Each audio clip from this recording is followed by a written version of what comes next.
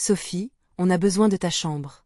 La voix de mon beau-père lacéra le silence de la vieille ferme de Haute-Savoie comme une lame. Il y avait du mépris dans sa voix, comme si j'étais une intruse et non la propriétaire des lieux.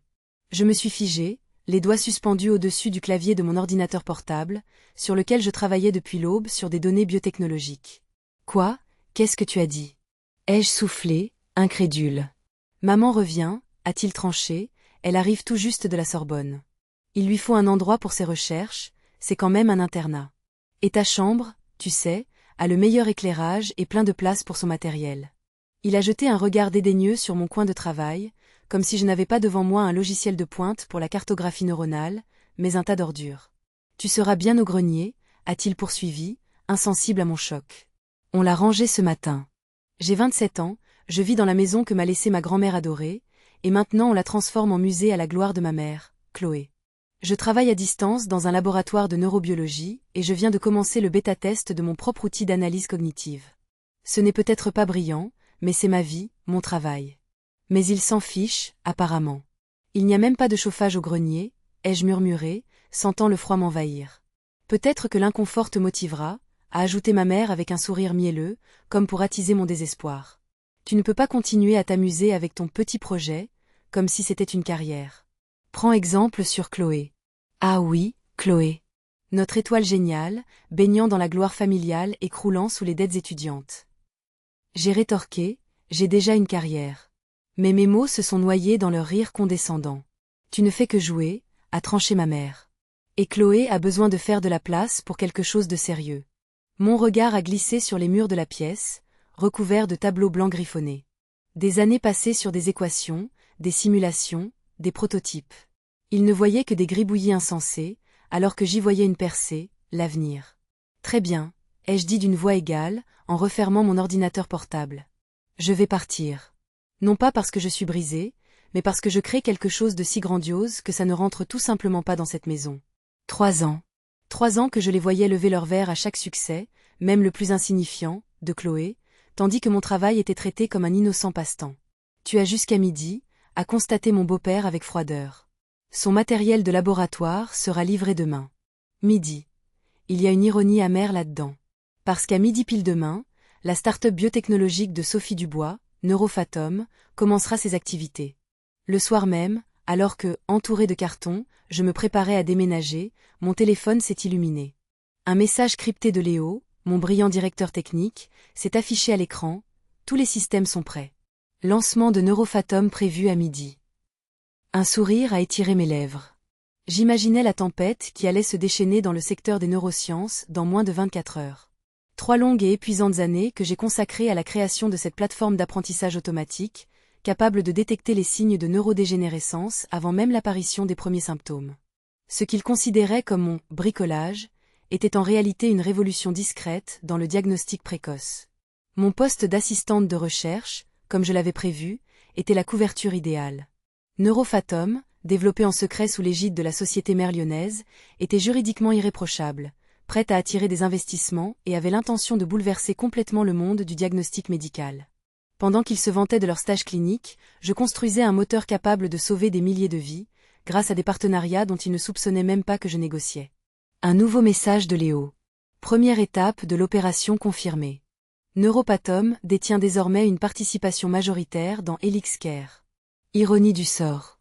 Elixcare, ce réseau régional de centres de diagnostic qui prenait en charge toutes les assurances médicales de ma famille et finançait les recherches extraordinairement coûteuses de Chloé à l'étranger.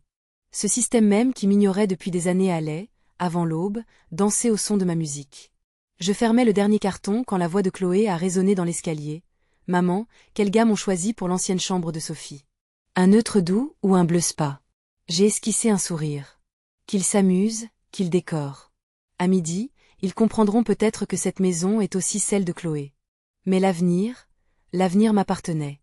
Ma chambre, mon refuge, qu'ils avaient toujours appelé avec mépris « temporaire ». Un lieu qui n'existait que jusqu'à ce que quelqu'un avec un vrai potentiel en ait besoin.